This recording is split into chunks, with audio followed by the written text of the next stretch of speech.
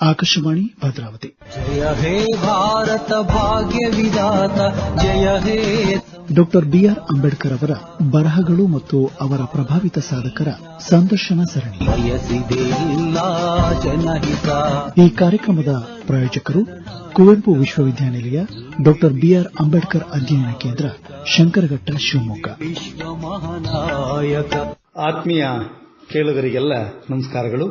Doctor B R Ambedkar ಅವರ ವಿಚಾರಧಾರೆ ಮತ್ತು ಅವರ ಬರಹಗಳ ಪ್ರಭಾವಿತ ಸಾಧಕರ ಸಂದರ್ಶನ ಸರಣಿ ಮಾಲಿಕೆಯಲ್ಲಿ ಇಂದು ನಾವು ಸಾಹಿತಿಗಳು, ಕನ್ನಡ ಅಭಿವೃದ್ಧಿ ಪ್ರಾಧಿಕಾರದ ಸದಸ್ಯರು ಮತ್ತು ಬಂಡಾಯ ಸಾಹಿತ್ಯ ಸಂಘಟನೆಯ ಸಂಚಾಲಕರು, ಹಾಗೆ ಬಹಳಷ್ಟು ಹೋರಾಟಗಳಲ್ಲಿ ಶೋಷಣೆಯ ಮುಕ್ತ ಸಮಾಜ ನಿರ್ಮಾಣವಾಗಬೇಕೆಂಬ ಕನಸು ಕಾಣುತ್ತಿರುವ ಮತ್ತು ಆ ಕನಸಿನ ನನಸಿಗಾಗಿ ಹೋರಾಡುತ್ತಿರುವಂತಹ ಪ್ರಾಧ್ಯಾಪಕರು ಆಗಿರುವಂತಹ doctor A B Ramachandrappa sir ಅವರ ಜೊತೆಯಲ್ಲಿ ಇದ್ದೇವೆ. ಸರ್, ನಿಮಗೆ ಹೃದಯಪೂರ್ವಕವಾದಂತಹ ನಮಸ್ಕಾರಗಳು ಸರ್. ನಮಸ್ಕಾರ ಸರ್. ನನಗೆ ಬಹಳಷ್ಟು ನಿಮ್ಮ ಹೋರಾಟಗಳು ಮತ್ತು ನಿಮ್ಮ ಬರಹಗಳು ಮತ್ತು ತಮ್ಮ ಸಂಘಟನೆಯಲ್ಲಿ ತೊಡಗಿಸಿಕೊಂಡು ಕ್ರಿಯಾಶೀಲವಾಗಿ ಸೃಜನಶೀಲವಾಗಿ ತಾವು ಸಾಧಿಸುತ್ತಿರುವಂತಹ ಕಾರ್ಯಕ್ರಮಗಳ ಎಲ್ಲದರ ಹಿಂದೆ ಡಾಕ್ಟರ್ ಬಿಆರ್ ಅಂಬೇಡ್ಕರ್ ಅವರ ವಿಚಾರಧಾರೆ ತುಂಬಾ ಪ್ರಭಾವ ಬೀರಿರುವಂತದ್ದು. ಆ ಅಂಬೇಡ್ಕರ್ ಅವರ ವಿಚಾರಧಾರೆ ತಮ್ಮ ಬದುಕಿನ ಅವಧಿಯಲ್ಲಿ ಯಾವಾಗ ಅದು ಹೇಗೆ ಪ್ರವೇಶ ಪಡೆಯಿತು ಅಂತ ಸರ್? ವಾಸ್ತವವಾಗಿ ಈ ನಾಡಿನ ಯಾವುದೇ ಒಂದು ಸಂವೇದನಶೀಲ ಮನಸ್ಸಿಗೆ ಅಂಬೇಡ್ಕರ್ ಚಿಂತನೆ ಪ್ರಭಾವ ಬೀರದೇ ಇರಲಿಕ್ಕೆ ಸಾಧ್ಯ ಇಲ್ಲ.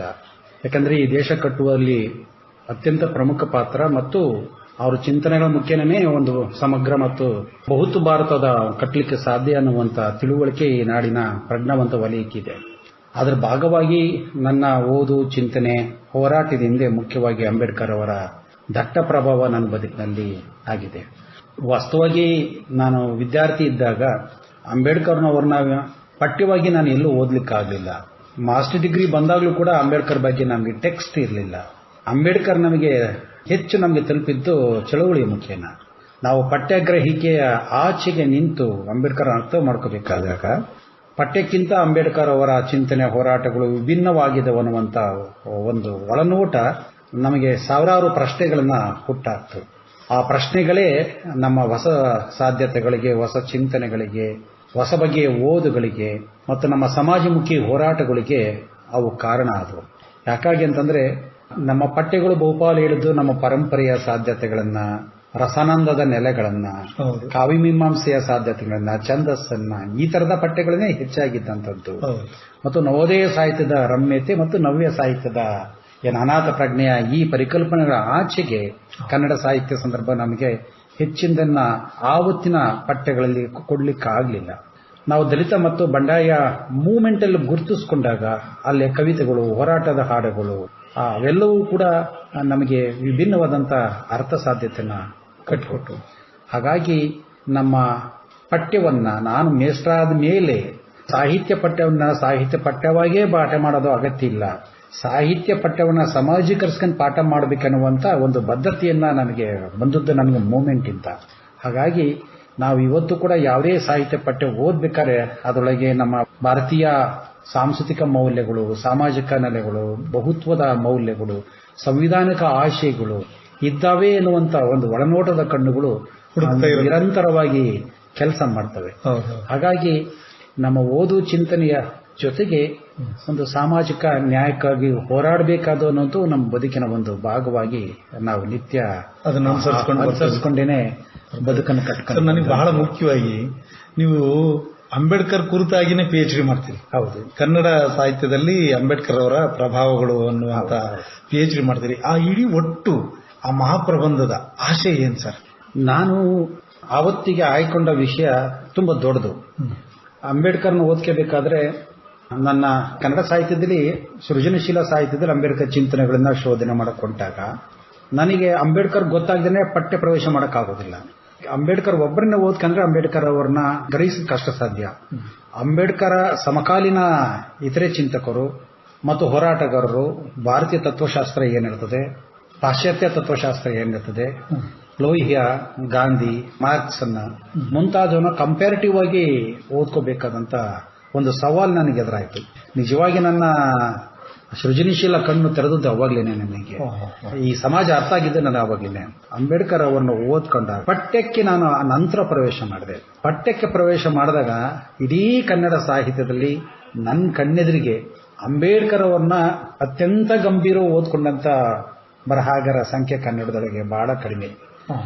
ಮತ್ತು ಅಂಬೇಡ್ಕರ್ನ ಸಮರ್ಥ ಅರ್ಥ ಮಾಡಿಕೊಳ್ಳಲು ಕೂಡ ನಾವು ಅನೇಕ ಸಾರಿ ಎಡವಿದ್ದೇವೆ. ಅದು ಬಂಡಾಯ ಸಾಹಿತ್ಯಕ್ಕೂ ಈ ಮಾತು ಅನ್ವಯಿಸುತ್ತೆ ಮತ್ತು ದಲಿತ ಸಾಹಿತ್ಯಕ್ಕೂ ಈ ಮಾತು ಅನ್ವಯ ಆಗುತ್ತೆ. ಹಾಗಂದ್ಕೊಂಡು ಅವ್ರು ಯಾರು ಅಂಬೇಡ್ಕರ್ ಓದ್ಕೊಂಡಿಲ್ಲ ಅಂತ ಅರ್ಥ ಅಲ್ಲ. ಅದು ಅಂಬೇಡ್ಕರ್ ಅವರು ಯಾವ ಸನಾತನಿ ವ್ಯವಸ್ಥೆಯನ್ನ ಪ್ರಶ್ನಿಸಿ ತಾತ್ವಿಕವಾಗಿ ಅದನ್ನ ಪ್ರತಿರೋಧಿಸಿ ಆ ಜಾಗದಲ್ಲಿ ಹೊಸದನ್ನ ಕಟ್ಟುವ ಒಂದು ಪ್ರಯತ್ನವನ್ನ ಹಾದಿಯನ್ನು ಏನು ಶೋಧಿಸಿದ್ರಲ್ಲ, ಇಂಥ ಹಾದಿಗಳನ್ನ ಸಾಹಿತ್ಯಿಕ ರೂಪದೊಳಗೆ ಕಟ್ಕೊಡ್ಲಿಕ್ಕೆ ನಮಗೆ ಸಾಧ್ಯ ಆಗಿಲ್ಲ ಅನ್ನುವಂಥದ್ದು ನನ್ನದೊಂದೊಂದು ಕೋರಿಕೆ. ಹಾಗಾಗಿ ನನ್ನ ಸಂಶೋಧನೆಯ ಒಳಗೆ ಈ ತರದ ಅನೇಕ ಸಾಧ್ಯತೆಗಳಿಗೆ ಪ್ರಶ್ನೆಗಳು ಎತ್ಕೊಂಡಿದ್ದೇನೆ, ವಿಶ್ಲೇಷಿಸಿದ್ದೇನೆ. ಅದರ ನಡುವೆಯೂ ಕೂಡ ಇಡೀ ಕರ್ನಾಟಕಕ್ಕೆ ಅಥವಾ ಕನ್ನಡ ಸಾಂಸ್ಕೃತಿಕ ಲೋಕಕ್ಕೆ ಅಂಬೇಡ್ಕರ್ ಅನ್ನು ಪರಿಚಯಿಸಿದ್ದು ದಲಿತ ಮತ್ತು ಬಂಡಾಯ ಸಾಹಿತ್ಯ ಅಲ್ಲ ಸರ್. ಇಡೀ ಆ ಥೀಸಿಸ್ ಅಲ್ಲಿ ಯಾವ್ಯಾವ ಕಾಲಘಟ್ಟದಲ್ಲಿ ಯಾವ್ಯಾವ ಸಾಹಿತ್ಯ ಹೊರಬಂತಲ್ಲ ಅಲ್ಲಿ ಹೇಗೆ ಪ್ರಭಾವ ಆಗಿದೆ ಅಂತ ಗುರುತಿಸುವಂತ ಪ್ರಯತ್ನ ಮಾಡಿದ್ದೀನಿ. ವಾಸ್ತವವಾಗಿ ನಾವು ಸಾಹಿತ್ಯದ ಓದನ್ನ ನಮ್ಮ ಅಧ್ಯಯನದ ಅನುಕೂಲಕ್ಕೆ ಅರುಣೋದಯ, ನವೋದಯ, ನವ್ಯ, ದಲಿತ, ಬಂಡಾಯ ಅಂತ ನಾವು ಗುರುತಿಸಿಕೊಂಡು ಹೋಗ್ತೀವಿ. ನವೋದಯ ಕಾಲದಲ್ಲಿ ಅಂಬೇಡ್ಕರ್ ಅವರ ಪ್ರಭಾವ ಇಲ್ಲ ಅಂತಲ್ಲ, ನವೋದಯ ಕಾಲದಲ್ಲೂ ಅಂಬೇಡ್ಕರ್ ಪ್ರಭಾವ ಇದೆ. ಆದರೆ ಅದನ್ನ ದ್ರಾಷ್ಟತೆಯಿಂದ ಅವರ ಚಿಂತನೆಗಳನ್ನ ಹೇಳುವ ಪ್ರಯತ್ನವನ್ನ ಕನ್ನಡದ ಲೇಖಕರು ಮಾಡಿಲ್ಲ. ನವ್ಯ ಬರಹಗಾರರಲ್ಲೂ ಅಂಬೇಡ್ಕರ್ ಇದ್ದಾರೆ. ಆದರೆ ನವ್ಯದರು ನಮ್ಮ ಪರಂಪರೆಯ ಈ ಜಾಡ್ಯಕ್ಕೆ ಅಂಟ್ಕೊಂಡಂತ ನವ್ಯ ಲೇಖಕರು ನಮ್ಮ ನಡುವೆ ಇದ್ದಾರೆ. ನವ್ಯ ಅಂತಂದ್ರೆ ಎಲ್ಲದನ್ನೂ ಹೊಸದನ್ನು ಕಟ್ಕೊಡ್ಲಿಲ್ಲ. ನೀವು ವಿಕ್ರಮ್ ಗೋಕಾಕ್ ಅವರ ಸಮುದ್ರದ ಆಚೆಯಿಂದ ಸಮುದ್ರ ಈಚೆಯಿಂದ ಸಮುದ್ರ ಗೀತೆಗಳನ್ನ ಓದಿದ್ರೆ ನಿಮ್ಗೆ ಗೊತ್ತಾಗುತ್ತೆ. ನವ್ಯ ಅನ್ನೋದು ತಂತ್ರದಲ್ಲಿದೆ ಅಷ್ಟೇ, ಬಟ್ ಆಶಯದಲ್ಲಿ ಚಿಂತನೆಯಲ್ಲಿ ಇಲ್ಲ ಅನ್ನೋದು ನಮಗೆ ಸ್ಪಷ್ಟ ಆಗುತ್ತೆ. ಹಾಗಾಗಿ ನವ್ಯ ನಮಗೆ ತಂತ್ರದಿಂದ ವಸ್ತು ದೃಷ್ಟಿಯಿಂದ ಒಂದಿಷ್ಟು ಪರಿವರ್ತನೆಯ ಸಾಧ್ಯತೆ ತಂತವಿನಃ ಮತ್ತು ಸಾಮಾಜಿಕ ಚಿಂತನೆಯ ನೆಲೆಯಿಂದ, ಸಾಮಾಜಿಕ ನ್ಯಾಯಪರವಾದಂಥ ನೆಲೆಯಿಂದ ನವ್ಯ ಅಂತ ದೊಡ್ಡವಾದಂಥ ಫಲವನ್ನ ನಮಗೆ ನೀಡಲು ಅಂತ ಅನ್ಸೋದಿಲ್ಲ. ಹಾಗಾಗಿ ನವ್ಯದ ಸಂದರ್ಭದಲ್ಲೂ ಅಂಬೇಡ್ಕರ್ ಬಗ್ಗೆ ಅಡಿಗರು ಕೂಡ ಅಂಬೇಡ್ಕರ್ ಬಗ್ಗೆ ಪದ್ಯ ಬರೀತಾರೆ. ಆದರೆ ಅಂಬೇಡ್ಕರ್ ಅವರು ಏನು ಈ ದೇಶವನ್ನ ಕಟ್ಟಲಿಕ್ಕೆ ಪೂರಕವಾದಂಥ ಅವರ ಚಿಂತನೆಗಳಿದವಲ್ಲ, ಆ ಚಿಂತನೆಗಳನ್ನಾಗಲಿ ಅಥವಾ ಇಡೀ ನಮ್ಮ ಅಸಮಾನತೆಗೆ ತಾಯಿ ಬೇರು ಅಂತಂದ್ರೆ ಜಾತಿ, ಈ ದೇಶದೊಳಗೆ ಜಾತಿ ವ್ಯವಸ್ಥೆಯನ್ನ ಅಂಬೇಡ್ಕರ್ ಅಷ್ಟು ತೀವ್ರವಾಗಿ ಪ್ರತಿರೋಧ ಒಡ್ಡಿದಂಥವರು ಮತ್ತೊಬ್ಬ ಲೇಖಕ ಯಾರೋ ಚಿಂತಕ ನಮಗೆ ಸಿಗೋದಿಲ್ಲ. ಅದು ಲೋಹಿಯಾ ಇರ್ಬೋದು, ಗಾಂಧಿ ಕೂಡ ಇರ್ಬೋದು. ಅವರ ಹೋರಾಟದ ದಾರಿ ಬೇರೆ, ಜಾತಿಯನ್ನು ಪ್ರಶ್ನಿಸುವ ಅವರ ನೆಲೆಗಟ್ಟುಗಳು ಬೇರೆ. ಆದರೆ ಜಾತಿ ಮೂಲದ ಕ್ರೌರ್ಯವನ್ನ, ನಮ್ಮ ಆರ್ಥಿಕ ಸಂಬಂಧದಲ್ಲಿ ಜಾತಿ ಬೇರುಗಳು ಹೇಗೆ ಕೆಲಸ ಮಾಡ್ತವೆ, ನಮ್ಮ ಸಾಂಸ್ಕೃತಿಕ ಸಂದರ್ಭದಲ್ಲಿ ಜಾತಿ ಬೇರುಗಳು ಹೇಗೆ ಕೆಲಸ ಮಾಡ್ತವೆ ಅನ್ನುವಂಥ ಸಾಧ್ಯತೆಗಳನ್ನ ತುಂಬಾ ನಿಖರವಾಗಿ ಹೇಳಿದಂಥವ್ರು ಅಂಬೇಡ್ಕರ್. ಈ ಚಿಂತನೆಗಳು ನವ್ಯ ಕಾಲಘಟ್ಟಕ್ಕೆ ಹೆಚ್ಚು ಪ್ರಕಾರವಾಗಿ ಮೂಡ್ ಬರಲಿಲ್ಲ ಅನ್ನೋದನ್ನ ನಾವು ಗಮನಿಸಬೇಕು. ನಾವು ಹಾಗೆ ನೋಡಿದ್ರೆ ದಲಿತ ಮತ್ತು ಬಂಡಾಯ ಸಂದರ್ಭದೊಳಗೇನೆ ಅಂಬೇಡ್ಕರ್ ಹೆಚ್ಚು ನಮಗೆ ಪರಿಚಿತ ಆಯಿತು. ಅವರ ಸಾಂಸ್ಕೃತಿಕ ಚಿಂತನೆಗಳಾಗಿರ್ಬೋದು, ಅವರ ಸಾಮಾಜಿಕ ಚಿಂತನೆಗಳಾಗಿರ್ಬೋದು, ಆರ್ಥಿಕ ಚಿಂತನೆಗಳಾಗಿರ್ಬೋದು, ಅವರ ರಾಜಕೀಯ ಚಿಂತನೆ ದೃಷ್ಟಿಕೋನ ಆಗಿರ್ಬೋದು, ಮತ್ತು ಅವರ ಸ್ವಾಭಿಮಾನದ ಮಾತುಗಳಿರ್ಬೋದು, ಮತ್ತು ಈ ದೇಶದ ಬಹುತ್ವದ ಮೂಲದ ಸಾಂಸ್ಕೃತಿಕ ಬೇರುಗಳನ್ನ ಅವರು ಶೋಧಿಸುವಂತಹ ನೆಲೆಗುಟ್ಟುಗಳಾಗಿರ್ಬೋದು, ಅಥವಾ ನಮ್ಮ ಮೇಲಿನ ಪಾರಂಪರಿಕವಾದ ದೌರ್ಜನ್ಯಗಳ ಮೂಲ ಬೇರುಗಳನ್ನ ಕೈಯಾಕಿ ಶೋಧಿಸುವುದಿಲ್ಲ. ಅಂಬೇಡ್ಕರ್ ಅವರು ಕ್ಯಾಸ್ಟ್ ಪ್ಯೂರಿಟಿ ಬಗ್ಗೆನೇ ಅಂಬೇಡ್ಕರ್ ಬಹಳ ಸೀರಿಯಸ್ ಆಗಿ, ಬಹಳ ಸ್ಪಷ್ಟವಾಗಿ ಖಚಿತವಾಗಿ ಜಾತಿಯನ್ನು ಹೇಗೆ ನಾಶ ಮಾಡಬೇಕಂತ ಅವರು ಹೇಳುವಾಗ ಬಯಸ್ತಾರೆ ಸರ್.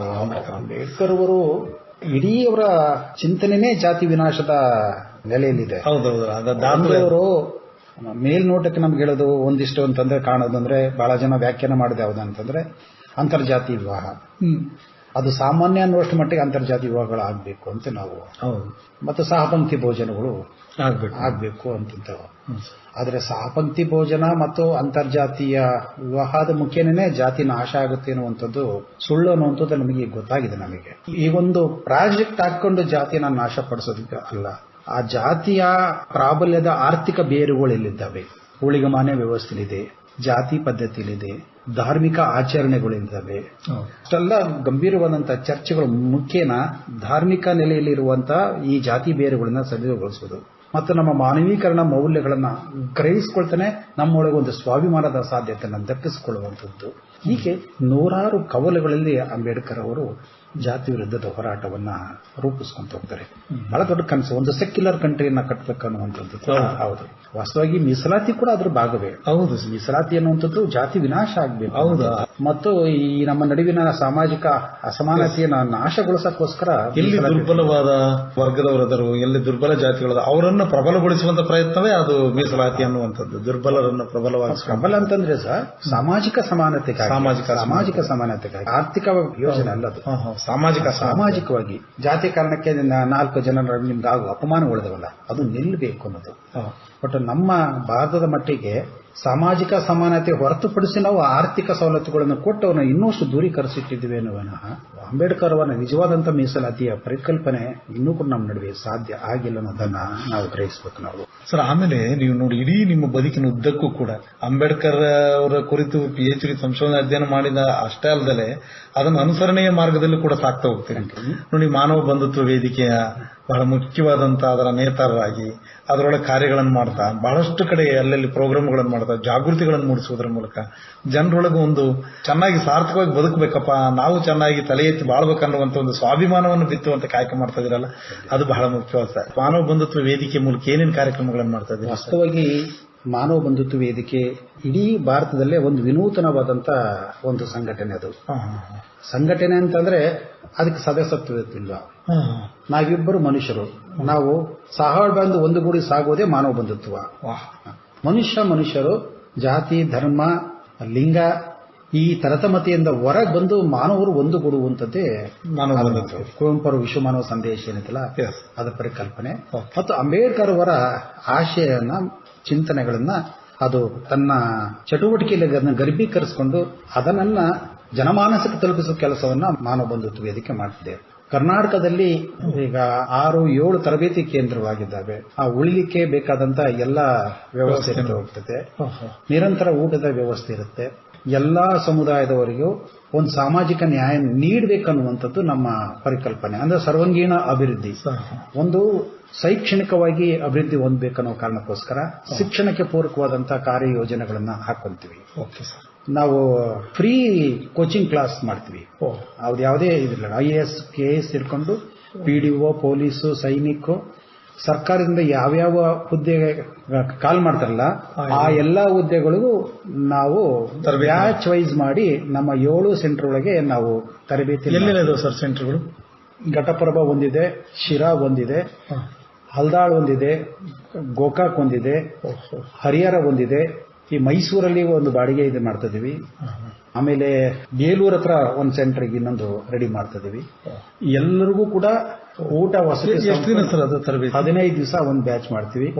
ಒಂದು ತಿಂಗಳು ಮಾಡ್ತೀವಿ. ಹುಡುಗಿಯರಿಗೆ ಬ್ಯಾಚ್ ಬೇರೆ, ಹುಡುಗರಿಗೆ ಬ್ಯಾಚ್ ಬೇರೆ ಮಾಡ್ತೀವಿ.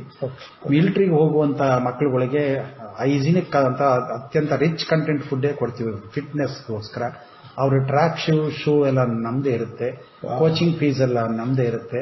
ಅದರ ಜೊತೆಗೆ ಕರ್ನಾಟಕದ ಈ ಸಮಾಜಮುಖಿ, ಈ ಸಮಾಜವನ್ನು ಕಟ್ಟಲಿಕ್ಕೆ, ಈ ಭ್ರಾತೃತ್ವ ಬೆಳೆಸಲಿಕ್ಕೆ ಹೋರಾಡ್ತಿರುವಂತ ಕರ್ನಾಟಕದ ಎಲ್ಲಾ ಪ್ರಗತಿಪರ ಸಂಘಟನೆಗಳು ನಮ್ಮಲ್ಲಿ ಬಂದು ಕಾರ್ಯಕ್ರಮ ಮಾಡ್ಕೊಂಡ್ರೆ ಎಷ್ಟೇ ಖರ್ಚು ಬಂದರೂ ಅದರ ಊಟ ವಸತಿ ಸಂಪೂರ್ಣ ನಮ್ದೇ ಮಾನವ ಬಂಧುತ್ವಕ್ಕೆ ಬರೆಸಿದೆ.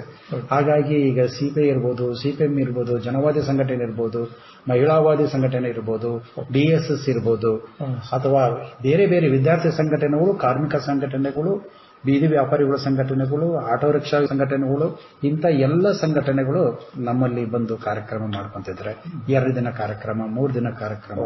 ಇದಕ್ಕೆ ಒಟ್ಟಾರೆ ಇಡೀ ಮಾನವ ಬಂಧುತ್ವ ವೇದಿಕೆ ಸಮಾಜದ ಪರಿಕಲ್ಪನೆಯನ್ನ ನಾವು ಸಾಗಿಸುವ ಮತ್ತು ಸಾಮಾಜಿಕ ನ್ಯಾಯಕ್ಕಾಗಿ ದುಡಿಯುವಂತ ಕೆಲಸವನ್ನ ಮಾನವ ಬಂಧುತ್ವ ವೇದಿಕೆ ಮೂಲಕ ಮಾಡ್ತಾ ಇದ್ದೀವಿ. ನೀವು ಇಡೀ ಜೀವನದುದ್ದಕ್ಕೂ ಕೂಡ ಬಂಡಾಯ ಸಾಹಿತ್ಯ ಚಳವಳಿಯ ಸಂಘಟನೆಯಲ್ಲಿ, ದಲಿತ ಚಳವಳಿ ಸಂಘಟನೆಯಲ್ಲಿ, ಈ ಸಾಮಾಜಿಕವಾದ ಹೋರಾಟಗಳಲ್ಲಿ ಸಾಮಾಜಿಕ ನ್ಯಾಯಕ್ಕಾಗಿ ಹೋರಾಡ್ತಾನೆ ವಿದ್ಯಾರ್ಥಿಗಳೊಳಗೆ ಆ ತರದ ಉತ್ಸಾಹ, ಹುಮ್ಮಸ್ಸನ್ನ ಮತ್ತು ಸಮಾಜ ಬದ್ಧತೆಯನ್ನು ಮಾಡುವಂತ ಕೆಲಸಗಳನ್ನು ಮಾಡ್ತಾ ಬಂದಿರುವಂತದ್ದು ಮತ್ತು ಹಾಗೆಯೇ ಬದುಕ್ತಿರುವಂತದ್ದು ಇದೆಯಲ್ಲ, ನಿಜವಾಗ್ಲೂ ಒಂದು ಆದರ್ಶ ಮತ್ತು ಅನುಕರಣೀಯವಾದದ್ದು ಸರ್. ನಿಜವಾಗ್ಲೂ ಈ ನಮ್ಮ ಈ ಸರಣಿ ಮಾಲಿಕೆಗೆ ಬಹಳ ಒಳ್ಳೆಯ ಮಾಹಿತಿಗಳನ್ನು ತಾವು ನೀಡಿದ್ದೀರಿ. ನೀವು ಹೃದಯಪೂರ್ವಕವಾದ ಧನ್ಯವಾದಗಳು ಸರ್. ಧನ್ಯವಾದಗಳು ಸರ್. ಎಲ್ಲಾ ಜನರು ಒಂದೇ, ನೀವೇ ಭಾರತಕ್ಕೆ ತಂದೆ. ಇದುವರೆಗೆ ಡಾಕ್ಟರ್ BR ಅಂಬೇಡ್ಕರ್ ಅವರ ಬರಹಗಳು ಮತ್ತು ಅವರ ಪ್ರಭಾವಿತ ಸಾಧಕರ ಸಂದರ್ಶನ ಸರಣಿಯನ್ನ ಕೇಳಿದಿರಿ. ಸಂದರ್ಶಕರು ಡಾಕ್ಟರ್ ನಲ್ಲಿಕಟ್ಟೆ ಸಿದ್ದೇಶ್, ನಿರ್ದೇಶಕರು ಡಾಕ್ಟರ್ ಬಿಆರ್ ಅಂಬೇಡ್ಕರ್ ಅಧ್ಯಯನ ಕೇಂದ್ರ, ಕುವೆಂಪು ವಿಶ್ವವಿದ್ಯಾಲಯ, ಶಂಕರಘಟ್ಟ, ಶಿವಮೊಗ್ಗ. ಮಾನವೀಯತೆಯ ಮಹಾಹಿಮಾಲಯ ನಿನ್ನೊಡಲ ಜನಪ್ರೀತಿ.